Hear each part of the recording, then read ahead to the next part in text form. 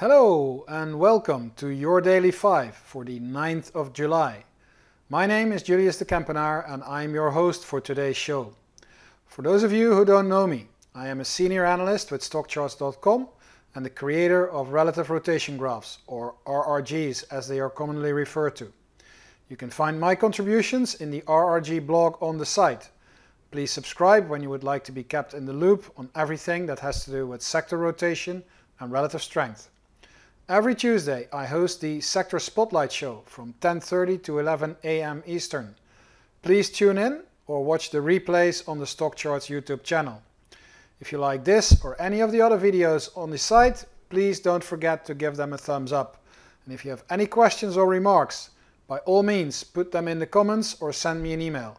I love a good discussion and I'm happy to help you with any questions that you may have.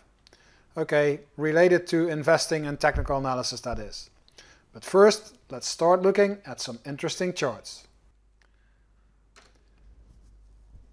It's no surprise that my starting point is the relative rotation graph. And in this case, I have loaded up the RRG for the 30 Dow stocks. As you can see on the top right corner, it's a daily chart. It's your daily 5, so we're looking at daily charts. What I always do when I look at a chart first, I toggle through the individual stocks, and you can do that on the system quite easily by holding the control key and the arrow keys. And I've highlighted a few tails that have my interest. First of all, Apple and Microsoft completely on the far right side. They're losing a little bit of momentum, but they are so far ahead of the pack that this is, I think, just temporarily. They are still very good stocks. If you look at those charts, they look great. PG is a stock that we will look at later on in the show, and I think that's a potentially interesting stock. So it just started moving back to the right, lost a little bit of momentum, and now started to head towards the east again, which is always a positive sign. Walmart is another one that just crossed into the leading quadrant and has an interesting tail to watch.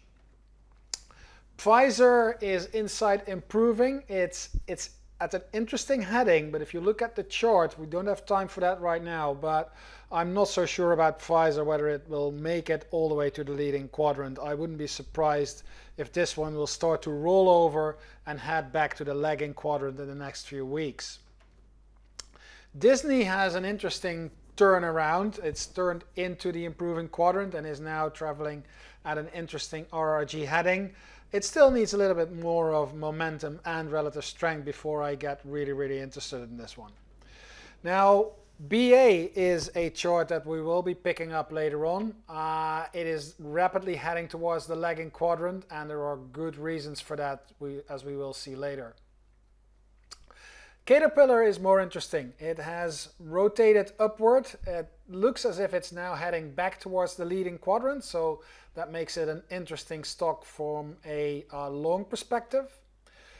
And now we've got Exxon and CVX, two very big energy stocks deep inside the lagging quadrant and traveling further to the left. We'll be looking at CVX in more detail, but that sector and those two stocks are not doing very well, and I don't see any improvement for that in the next days or weeks. And then we've got GS, Goldman Sachs, inside the lagging quadrant on this RRG with the benchmark, the Dow Jones Industrials. And this one got my attention because when you look at Goldman Sachs inside the financial sector and with the financials sector index as the benchmark, then GS is actually inside the weakening quadrant and turning up back to leading, which makes it, at least inside the financial sector, an interesting stock to watch. So we are going to look at that one later on because I think it's sort of a, the odd one out. It's a little bit of a gamble. It's early, but I think it looks very interesting. And then we've got Travelers, just crossed into the lagging quadrant. That straight line from right to left means that it is continuing to lose relative strength at stable momentum. So it's a stable relative downtrend. And now we got Dow Holdings into the lagging quadrant. not very pleased with that. And then Nike, that's the last one that we look at the RRG, curled around the benchmark and now started to head down again. Looks as if Nike stopped running, at least for the near term. Now the second chart, but the first individual stock is Boeing, BA. And you can see that we sort of recovered. We had a very nice break above the 170 level, around 170. And now, since peaking just below 240, we've seen some distribution, and we continue to see some distribution. There's this horizontal level that I'm watching, that's about 170. But the lower highs are telling me that there is distribution. Sellers are getting back to the market early. And if that 170 level breaks, I'm afraid that we will see an acceleration lower, and that will be combined with a break in relative strength. If we look at it in more detail, you can see that this 170 support level is important to watch.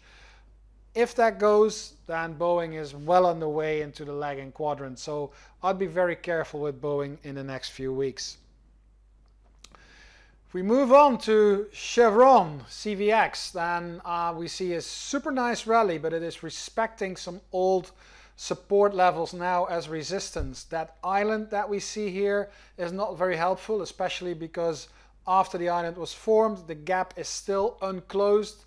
Stock wasn't able to push higher. It's now respecting this old support level as resistance, and I'm looking for this like 85 level. That's an important support level. When that goes, there is an acceleration coming for Chevron. And if you look at that relative strength line, that's heading sharply lower with both RRG lines turning down. And here's the chart in more detail. You can see that just above 85. If we keep an eye on that one, that should not break. And that relative strength, well, that speaks for itself.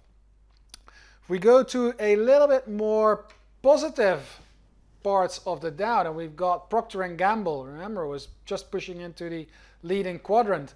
What I like is the fact that the lows are getting higher, so we're getting higher lows here, and we're already inside that resistance range between 122 and 124. If that breaks, if we can take out 124, I think the picture for Procter and Gamble is getting even more bullish than it already is. And I like the fact that the relative strength line has broken out of this downtrend of the last few months, and it's now pushing into the leading quadrant with both RRG lines above 100. And here's the chart in a little bit more detail. You can see that we're now nicely trading inside that 122, 124 area. Quickly to the last one, the odd one out, Goldman Sachs, always an interesting stock. If you look at the chart out of the March low, we see this sort of channel emerging, but what I really like is the fact that it looks as if a very nice wedge has been forming in this correction, and we're now breaking out of that. That's a bullish sign. Combine that with the higher lows in the relative strength and the almost turning up of the RRG lines, and I think that Goldman Sachs could be an interesting play. Be careful with it. I think that 190 should be your stop level, and if the confirmation we'll get when we get above 210, I think that's the trigger if you want to wait for a little bit more confirmation. But I do think that Goldman Sachs could be an interesting play. It is one of the stronger stocks inside the financial sector, that's for sure. And that concludes your Daily 5. Thank you for watching, and I hope you enjoyed the presentation. If you did, you know what to do. For now, stay safe and be careful with your investments, and I hope to see you soon. Hey, Grayson Rose here with StockCharts. Thank you so much for watching. I hope you enjoyed that video. If you did, consider giving it a like down below, maybe leave us a comment, and if you're new to the channel, you can subscribe at the link up above. We're gonna bring you daily content from an incredible collection of technical analysts and financial experts.